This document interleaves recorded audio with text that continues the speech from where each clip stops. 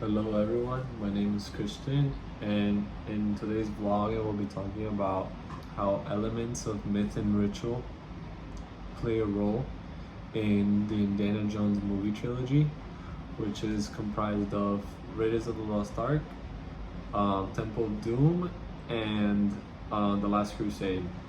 So we see that every movie is centered around a divine relic.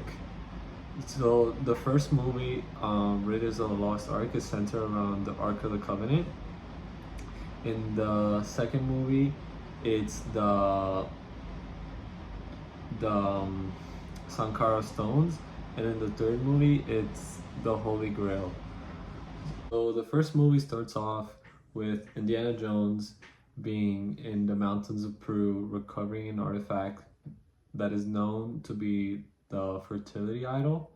And then as eventually, in the movie, he gets the relic stolen by the Nazis. And then the first element of ritualism that we see in the movie is when um the fertility idol is being held up and all the natives bowing down to the idol.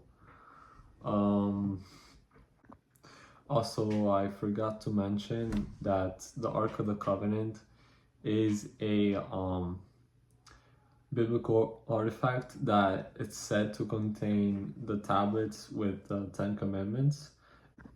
That is a divine object that comes from Judaism. And in the movie, I noticed that there is a leitmotif throughout actually the three movies. And we first see that because every time um, Indiana Jones is in front of an object of divine power, we see, this golden light shining through the object. Even when um, Indiana Jones, he used the Staff of Ra and he used light um, to guide him to the Well of Souls to find the Ark of the Covenant. Um, and then we also see that when the Ark um, in the moment where the Nazis are opening the Ark, there's literally a divine light coming out of the Ark that killed the Nazis, and then Indiana Jones, he looks away from the light in order to save himself. And throughout in the movie, Indiana Jones, he is portrayed as like the classic mythic hero, where he's assigned a task and he ventures into the unknown and he goes against these supernatural forces. We also see music being used as an element during the movie to create suspense in the audience. For example, when Indiana Jones is replacing the fertility idol with the sandbag, the music playing in the background gives the audience a sort of feeling of suspense.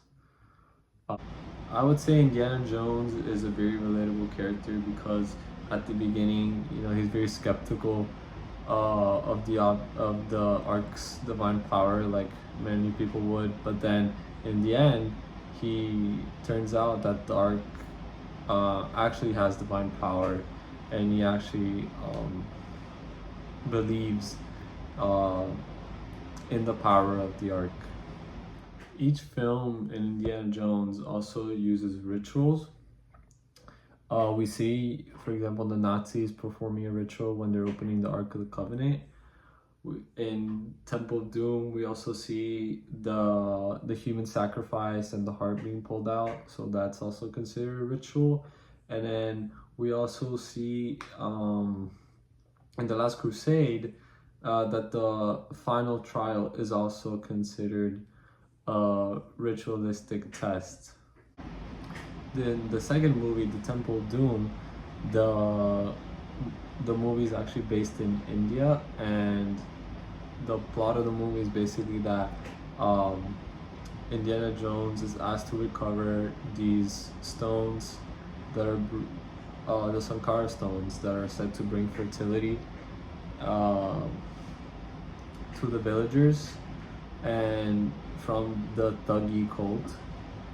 And we see the scenes when Indiana Jones is retrieving the Sankara stones that the Thuggee cult is performing this human sacrifice, and then the scene of the heart being pulled out. And also you can see how lighting in the movie is also used to portray this effect of eeriness and menacing feel.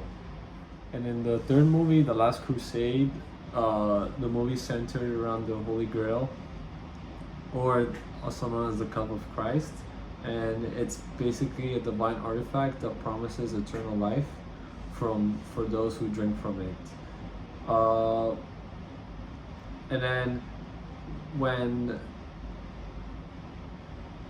Indiana Jones is trying to obtain the Holy Grail, we see him go through a rite of passage, which comprises of many challenges.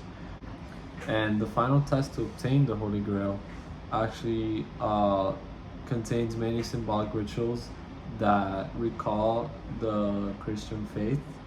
For example, when he leaps over to find the invisible bridge.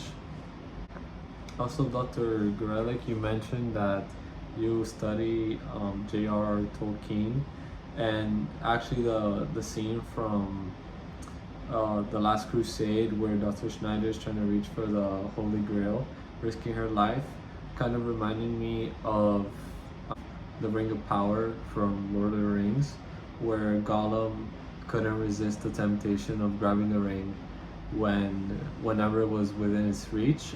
And we also kind of see that with the Holy Grail, because Dr. Schneider, she sacrificed her life to try to get the Holy Grail.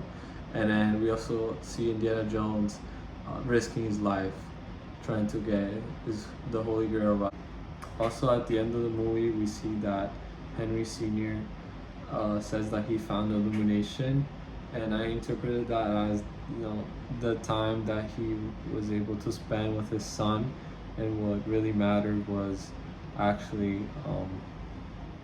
not the Grail, but it was him being with his son. And then a common theme I found between the three movies is that all the movies contain mythologies from different religions, and also all the divine objects that I saw in the movie kind of have this light shining from them, which symbolize, I guess, that they have divine power.